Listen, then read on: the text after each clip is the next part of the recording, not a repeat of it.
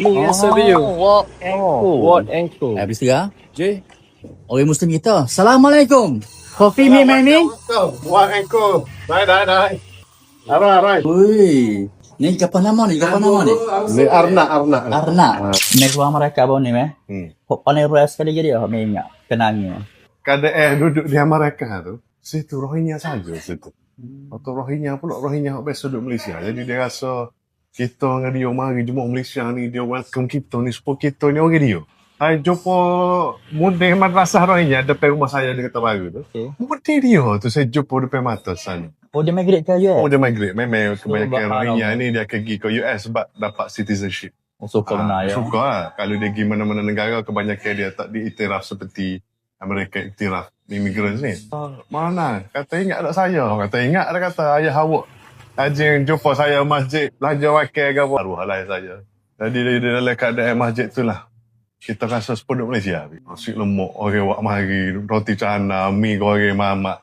Moga bapak Rohingya ni duk kerja kedai makan di Malaysia kan? Nak rakyat kita. Oh, yang rakyat kita. Dia jadi dia makan anak-anak Rohingya sana pun pergi Malaysia. Masya Allah. Masa kita nak pergi khususi rumah Rohingya. Orang situ kata, isteri dia orang Sabah.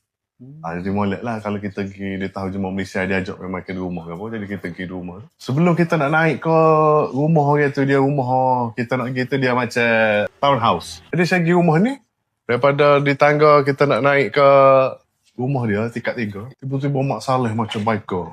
Biker dengan leather jacket apa. Main dengan tattoo apa. Mak Saleh lah, bukan orang Islam lah. Dia mari. Dia kata, excuse me brother, where you guys from? Kata dia Malaysia gini-gini. I don't know what you guys doing here, but I've seen some great things. I've seen some light from you guys. Dia kata. Masya Allah. Doing the same thing. Dia kata. Mak Saleh? Dengan beer, dengan agak. Oh, I can see that you guys are good people, so keep on doing whatever you want. Kita ayaklah kita mari ni untuk nak jumpa saudara Islam kita. Keep on doing. Dia support pula kita. Dia pun jalan. Yuk. Kita mari. Bagi kita banyak lah kita tengok Mak Saleh sana banyak terkesan dia tengok kita kalau kita pergi beli kopi ke apa kan. Dia kata, what are you wearing? Dia kata, what are you? Dia kata, because I never seen people wear like this. Dia kata, dia Muslim. Dia kata, why you are different from the Muslim here? Dia kata, this is the clothing of our prophet. We try to follow, we try to copy.